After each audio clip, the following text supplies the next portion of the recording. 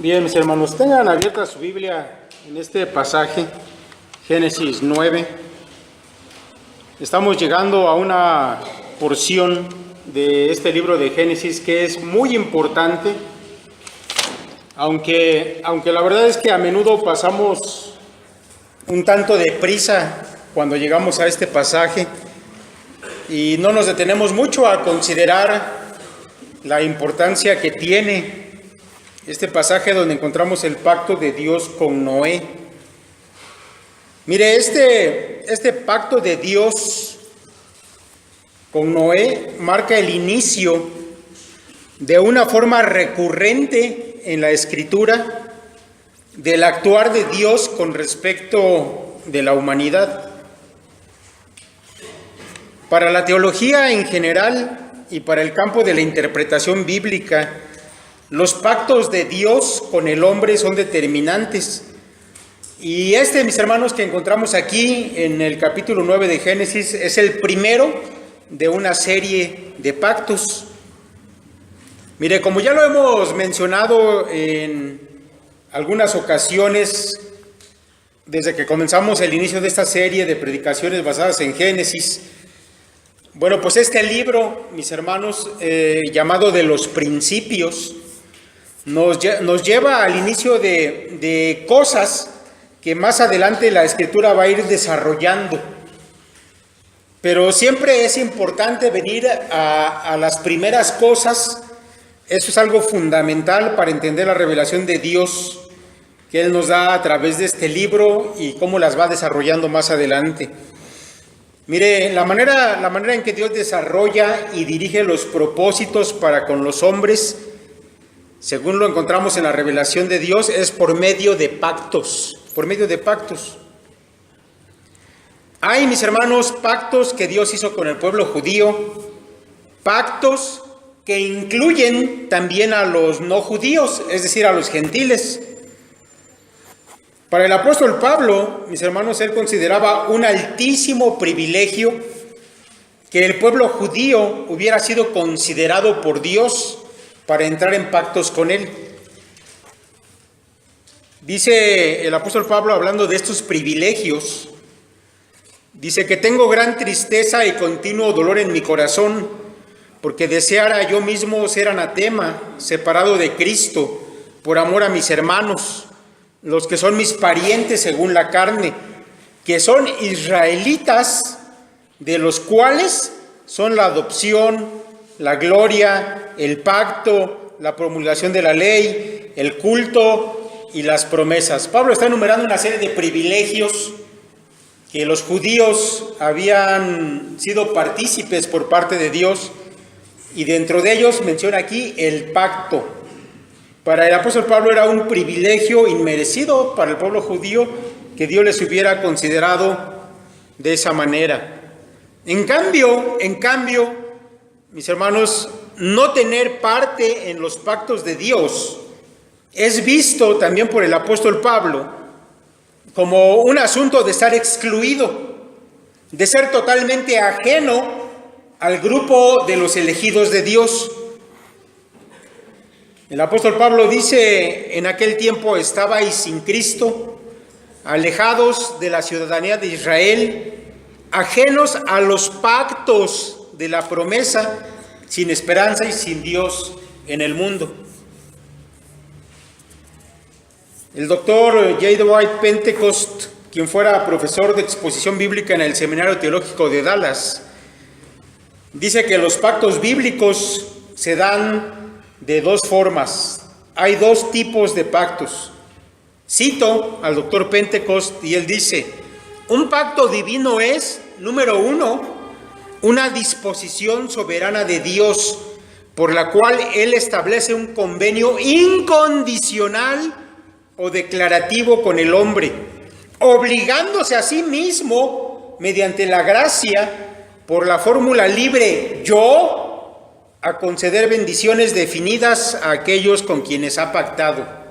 Y número dos, dice él, una propuesta de Dios en la cual Él promete en un convenio condicional o mutuo con el hombre por la fórmula contingente, si tú para conceder bendiciones y para ejecutar castigos definidos en caso de que falle. Así pues, mis hermanos, hay pactos incondicionales y pactos condicionales.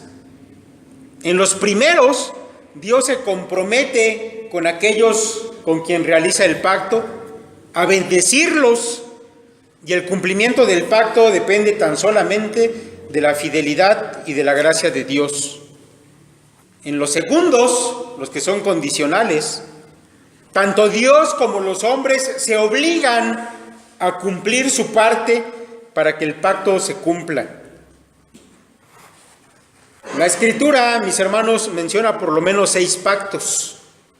6 pactos de Dios con los hombres que definen su trato con la humanidad de principio a fin.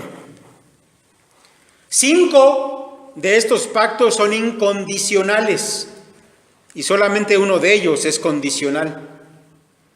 El único pacto, mis hermanos, de carácter condicional que se menciona en la Biblia es el pacto de la ley mosaica. En ese pacto, para recibir las bendiciones de Dios, el pueblo tenía que cumplir los preceptos de dicha ley. Ese es el único pacto condicional y por lo tanto temporal. Los 5 pactos incondicionales restantes son los siguientes. Primero, el pacto de Dios con Noé, que es el que vamos a ver hoy, Génesis 9. Después, número 2, el pacto de Dios con Abraham, que lo vamos a encontrar en el capítulo 12 de Génesis. Luego, el pacto palestino. Tal vez nunca lo hubiera escuchado. Lo encontramos allá en Deuteronomio 30. Y es cuando Dios le promete a su pueblo que lo va a recoger de todas las naciones donde se va a dispersar por causa de su pecado. Pero el Señor les promete que van a regresar a su tierra. Número 4, el pacto davídico, que lo encontramos en 2 de Samuel 7, de los versos 8 al 16. Cuando el Señor le promete a David que iba a levantar de él una descendencia y que el trono no se iba a apartar de él. Y finalmente, mis hermanos, encontramos número 5, el nuevo pacto, allá en Jeremías capítulo 31, donde el Señor promete que a su pueblo iba a dar su ley inscrita en su corazón, ya no en tablas de piedra, sino en su corazón. Todos estos pactos, mis hermanos, son iniciativa de Dios en su planteamiento, en su ejecución. Ninguno de ellos depende del esfuerzo humano. Como lo dije antes, este pacto que encontramos aquí en Génesis capítulo 9 es el primero de todos los pactos bíblicos, los que ya he mencionado. Y mis hermanos, va a ser un pacto importante y es necesario que lo conozcamos, pues incluye asuntos que están incluso vigentes hasta el día de hoy. Antes de que hubiera ley, antes de que la humanidad se desarrollara y poblara la tierra, Dios dio este pacto para la humanidad. Mire, déjeme comenzar por decirle que el origen de este pacto está en la adoración de Noé hacia Dios. Así nos lo dice la Biblia. Si retrocedemos un poquito del capítulo 9 al capítulo 8, allá en el versículo 20 y siguientes, véalo, yo lo voy a leer en voz alta. Dice la palabra de Dios: y edificó Noé un altar a Jehová, y tomó de todo animal limpio y de toda ave limpia, y ofreció holocaustos en el altar.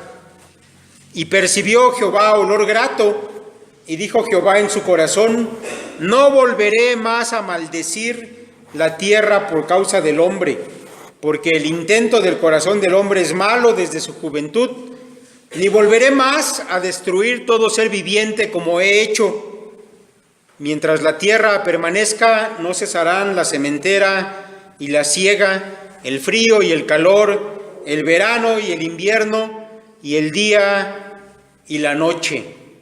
¿De dónde surge la iniciativa de Dios de hacer un pacto de no destruir nuevamente a la humanidad con un diluvio? De la adoración de Noé. Por cierto, mis hermanos, aquí se menciona también por primera vez la palabra altar, que después va a aparecer muchas veces en la Biblia. Esta palabra altar significa matadero. Una traducción literal es esa.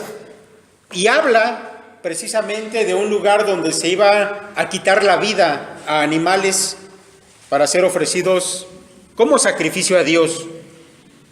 Mis hermanos, Noé era un hombre temeroso de Dios y él lo demuestra en cada cosa que hace. Ser temeroso de Dios, mis hermanos, es ser obediente. Esa es la esencia del temor a Dios, la obediencia. Y Noé, mis hermanos, es un hombre obediente. Noé ofrece holocaustos a Dios tal como a Dios le agradaba, no como Caín, que lo quiso hacer a su manera. El Señor se complace en lo que Noé le ofrece, y es a causa de esto que Dios decide no volver a destruir la tierra por causa del pecado del hombre, de la manera en que lo había hecho con el diluvio, como lo vimos anteriormente. Mis hermanos, en estos versos 21 y 22 encontramos la base de lo que los teólogos han llamado la gracia general de Dios. ¿Ha escuchado de eso?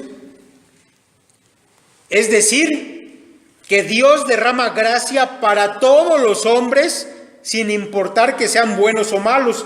Por eso se llama gracia general. El Señor Jesús decía que Dios hace salir su sol sobre malos y buenos y que hace llover sobre justos e injustos. Aquí, mis hermanos, Dios dice que el hombre es malo desde su juventud y sin embargo, Él promete que mientras la tierra permanezca, no cesarán la sementera y la siega. Es decir, que la tierra va a producir su fruto para el sostenimiento del hombre de manera permanente. Tampoco cesarán el frío y el calor, el verano y el invierno, el día y la noche. Estos son los ciclos que marcan la vida del hombre y el sostenimiento de esa vida que Dios iba a hacer que permaneciera. Dios se iba a encargar de esto a pesar del pecado del hombre.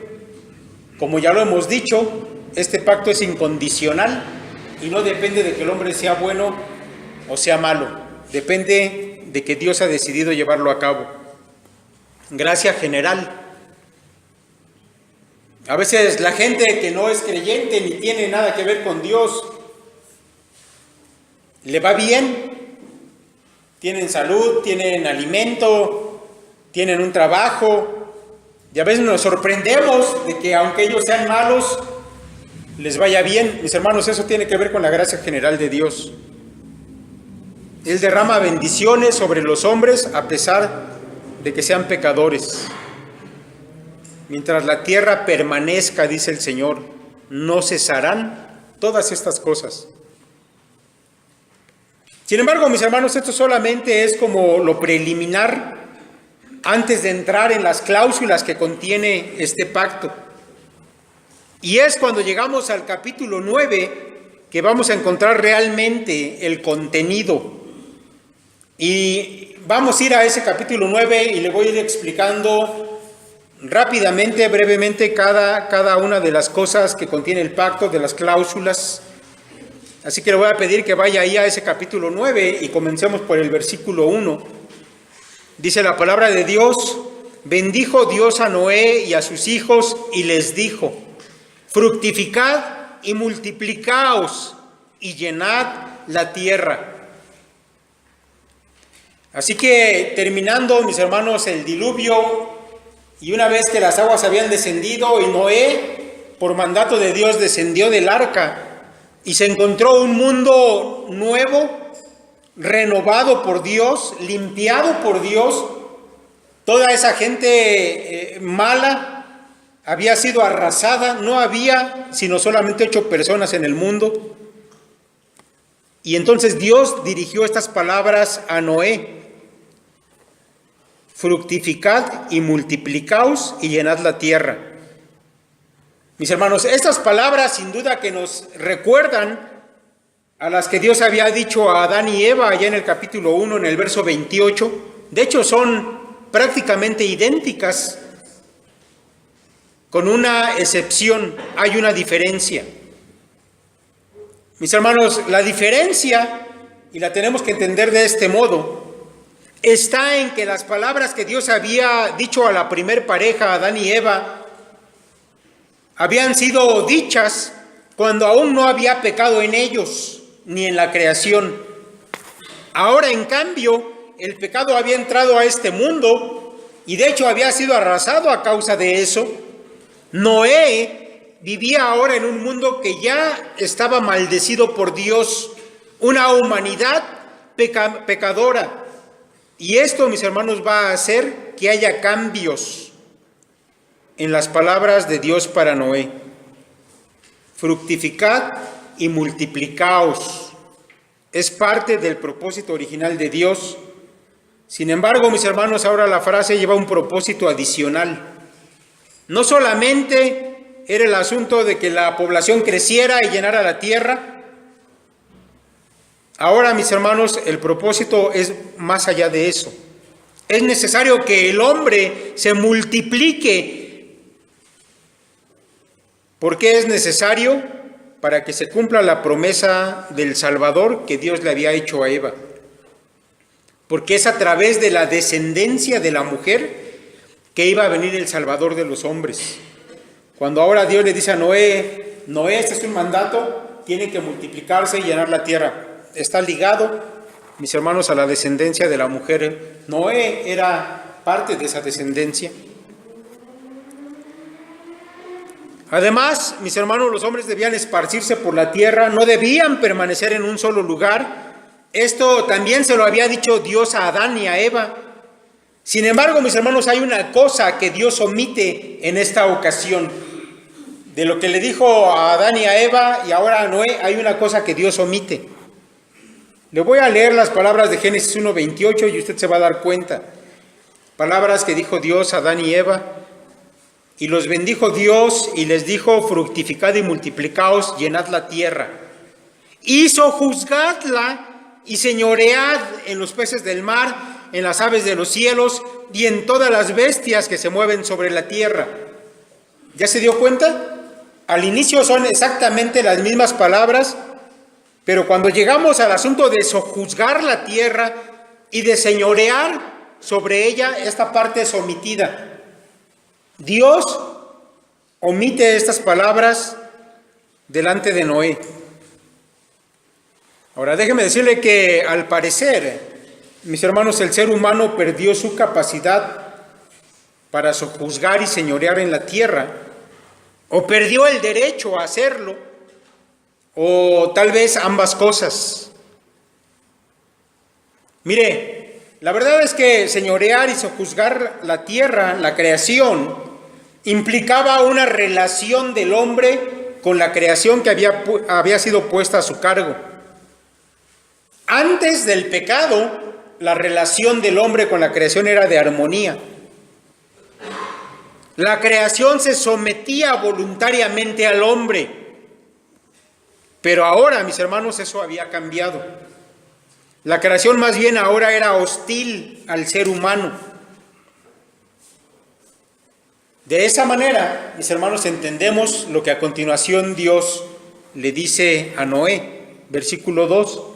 El temor y el miedo de vosotros estarán sobre todo animal de la tierra, y sobre toda ave de los cielos, y en todo lo que se mueva sobre la tierra, y en todos los peces del mar, en vuestra mano son entregados. Ahora, mis hermanos, en lugar de un sometimiento voluntario, se impone un temor, un miedo de los animales hacia el hombre. La armonía que existía se rompió. Sin embargo, aún así el hombre se habría de imponer al resto de la creación. Por eso Dios dice, en vuestra mano son entregados. Si se recuerda, cuando el Señor había creado a Adán, dice la Escritura que trajo a todos los animales para que Adán les pusiera nombre, y Adán los vio y les puso nombre, y eso implicaba que eran de su propiedad, y además Adán supo que esos animales eran buenos, aunque no tan buenos como más adelante cuando tuvo a Eva y descubrió que era semejante a él. Sin embargo, ellos iban a ser de utilidad para él y había una armonía y los animales no se espantaban, ni tampoco se comieron a Adán. Pero ahora, mis hermanos, iba a ser diferente. Usted sabe que la presencia de los seres humanos delante de los animales les produce miedo. El ser humano es algo extraño para ellos. Cuando un animal se siente atemorizado, normalmente toma dos caminos: o huye o ataca a aquello que le provoca miedo. Iba a ser diferente. Sin embargo, el hombre, por la fuerza incluso, se iba a sobreponer a los animales y a la creación. Versículo 3, sigue diciendo el Señor: todo lo que se mueve y vive os será para mantenimiento, así como las legumbres y plantas verdes os lo he dado todo. Ahora escucha aquí esto: todo lo que se mueve y vive. Encontramos, mis hermanos, en este verso que la dieta del hombre también es modificada. ¿Y esto tiene que ver con el pecado? Me parece que sí. Antes, mis hermanos, del pecado, el hombre no comía carne. De hecho, ni siquiera los animales comían carne. Génesis 1, 29 y 30, se lo voy a leer para que lo recuerde. Dice: y dijo Dios: he aquí que os he dado toda planta que da semilla, que está sobre toda la tierra, y todo árbol en que hay fruto y que da semilla, os serán para comer. Y a toda bestia de la tierra, y a todas las aves de los cielos, y a todo lo que se arrastra sobre la tierra en que hay vida, toda planta verde les será para comer. Y fue así. Ya vieron, todos eran herbívoros. Pero ahora, mis hermanos, esto ha cambiado. Al parecer, el significado de esto es que para que haya vida y sostenimiento de la vida, deberá haber muerte. El hombre tiene que recordarlo siempre. Cada vez que él sustenta su vida a través de los alimentos, debe recordar esto: que para que él sostenga su existencia es a través de la muerte de animales. Tiene que ver con el pecado, que seamos carnívoros. Esto, mis hermanos, da pie a lo siguiente, versículo 4. Pero carne con su vida, que es su sangre, no comeréis. Va ligado lo uno con lo otro. La sangre, mis hermanos, llega a simbolizar la vida. Es necesario que sea derramada sangre para que haya vida. Y esto, sin duda, mis hermanos, este simbolismo, sin duda, está apuntando hacia la muerte de Cristo. Desde aquí, mis hermanos, desde este tiempo, ya el simbolismo de la sangre, la muerte, está apuntando hacia el Redentor. Dice la Escritura que sin derramamiento de sangre no hay redención de pecados.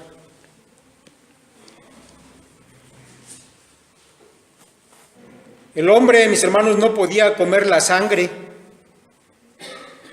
Podía comer a los animales, pero tenía que respetar su sangre, no la podía comer. Porque debía haber en el corazón del hombre una conciencia de lo que la sangre significaba. Era una conciencia de que él era pecador y de las consecuencias de su pecado. Por eso la sangre está prohibida desde aquí. Más adelante, cuando llega la ley mosaica, la sangre sigue siendo prohibida.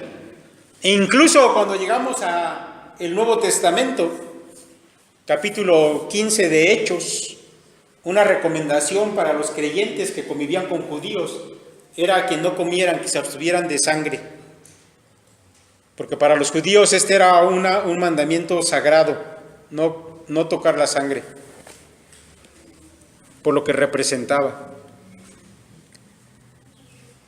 Luego, mis hermanos, llegamos a los versículos 5 y 6. Son las cláusulas de este pacto. Dice: porque ciertamente demandaré la sangre de vuestras vidas, De mano de todo animal la demandaré, y de mano del hombre, de mano del varón su hermano demandaré la vida del hombre. El que derramare sangre de hombre, por el hombre su sangre será derramada, porque a imagen de Dios es hecho el hombre.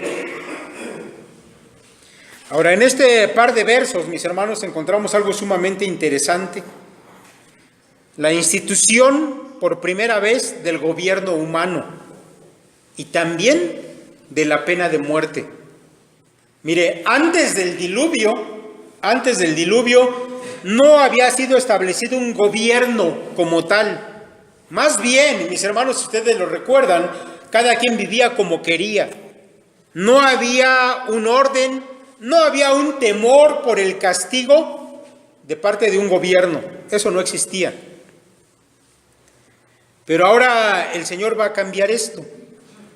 Él está instituyendo aquí el principio del gobierno humano.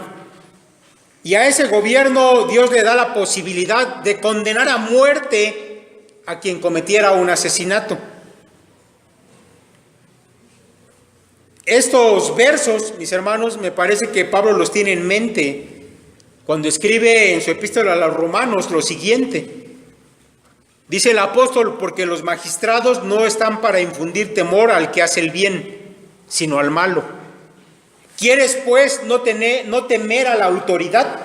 Haz lo bueno y tendrás alabanza de ella, porque es servidor de Dios para tu bien. Pero si haces lo malo, teme, porque no en vano lleva la espada, pues es servidor de Dios, vengador para castigar al que hace lo malo. Aquí, mis hermanos, cuando Pablo habla de llevar la espada, está haciendo una referencia a la pena de muerte. Muchos teólogos ven esto en las palabras de Pablo, que yo creo están basadas en este pasaje de Génesis. Es muy probable, incluso, mis hermanos, que también el Señor Jesús tuviera en mente este pasaje cuando dijo al apóstol Pedro: vuelve tu espada a su lugar, porque todos los que tomen espada, a espada perecerán. ¿Se acuerdan? Sacó la espada, le cortó la oreja a aquel hombre y el Señor le reprendió con estas palabras. Así que, mis hermanos, el principio del gobierno no surge de los hombres, interesantemente. Es instituido por Dios, y la pena de muerte también. Ahora, este famoso asunto de la pena de muerte, mis hermanos, que es instituido por Dios, tiene como base, más que la justicia, el valor del ser humano por ser imagen de Dios. Ya lo vio, versículo 6. El que derramare sangre de hombre, por el hombre su sangre será derramada, porque a imagen de Dios es hecho el hombre. No es tanto un asunto de justicia, sino del valor que Dios le da al ser humano por ser hecho a su imagen.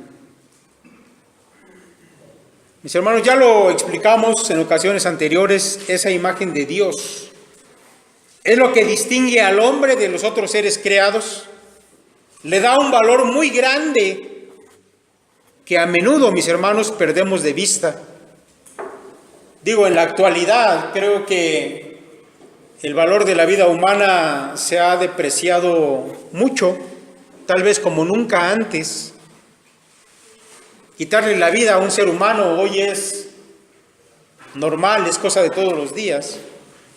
Pero la Escritura nos recuerda, mis hermanos, que tu prójimo lleva la imagen de Dios, la semejanza de Dios.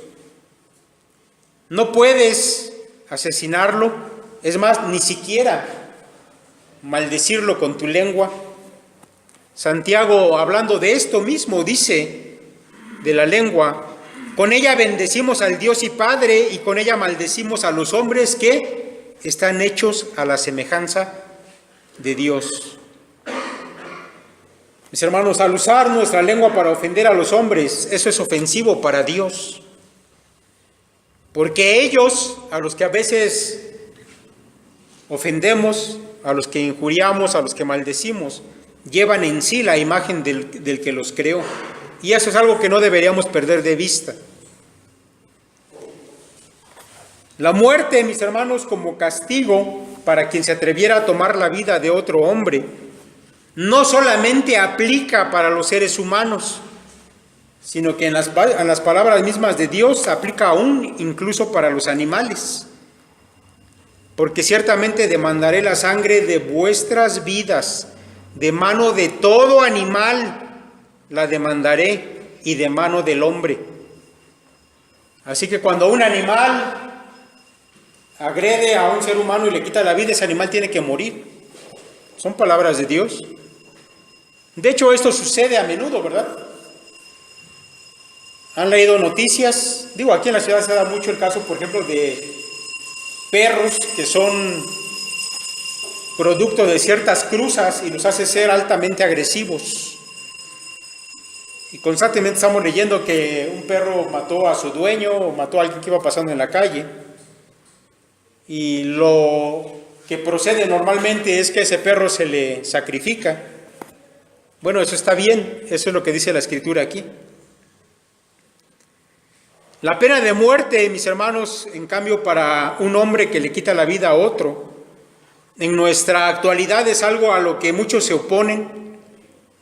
Y me parece, mis hermanos, que incluso la gran mayoría de cristianos también se oponen a este asunto de la pena de muerte. Pero otra vez, mis hermanos, si venimos a la Escritura, debemos recordar que la pena de muerte tiene una razón basada en la importancia que Dios da a su criatura, el ser humano, por el hecho de que lleva la imagen de Dios en él. Así que tal vez no debiera espantarnos tanto el asunto de la pena de muerte.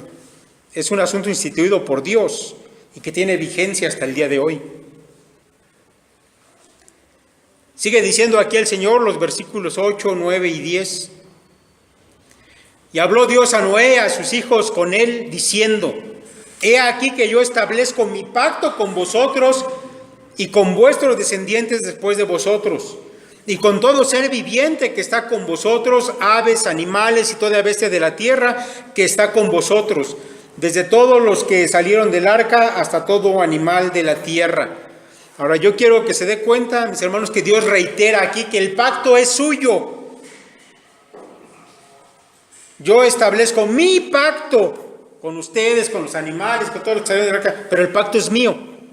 Es decir, mis hermanos, que no depende en nada del hombre. Este pacto depende únicamente de la gracia de Dios. Es un pacto unilateral e incondicional.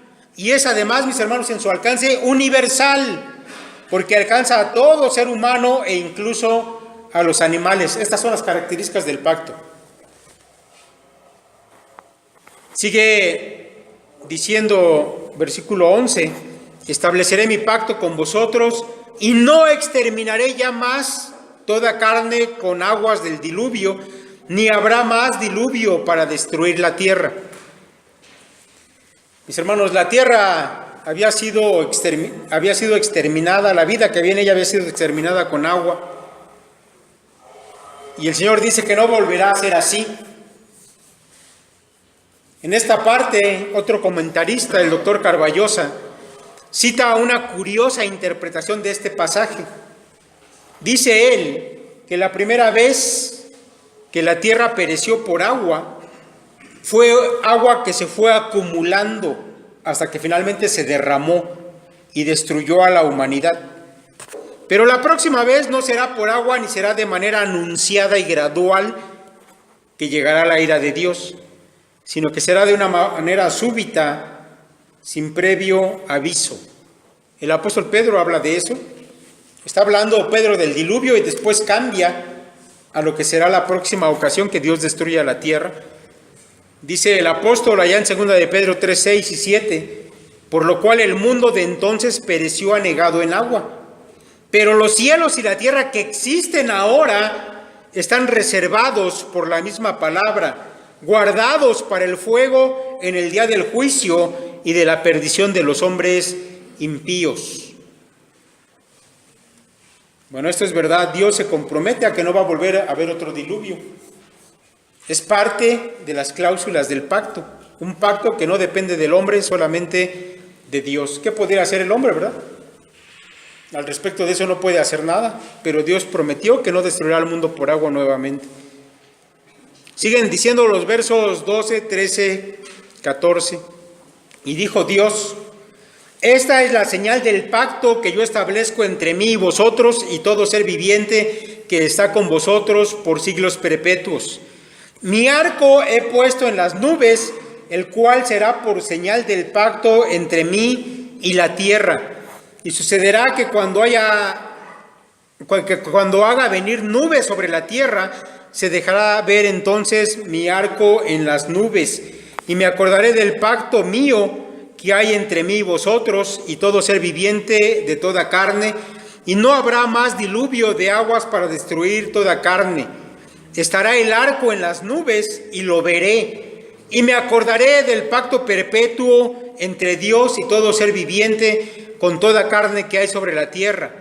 Dijo pues Dios a Noé: esta es la señal del pacto que he establecido entre mí y toda carne que está sobre la tierra. Mis hermanos, todo pacto en la antigüedad constaba de una señal que servía para recordar el pacto a los contrayentes. Había pactos de una persona con otra persona, pactos entre dos tribus, pactos entre naciones, etcétera.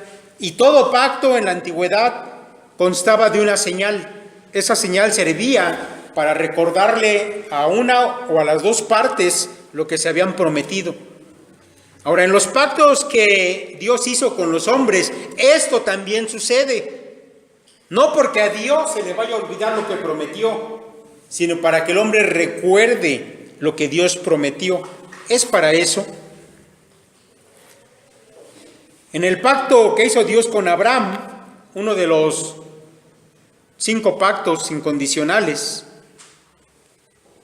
la señal de ese pacto fue la circuncisión. Dijo el Señor: circuncidaréis pues la carne de vuestro prepucio y será por señal del pacto entre mí y vosotros. En el pacto mosaico, la señal de ese pacto fue el día sábado.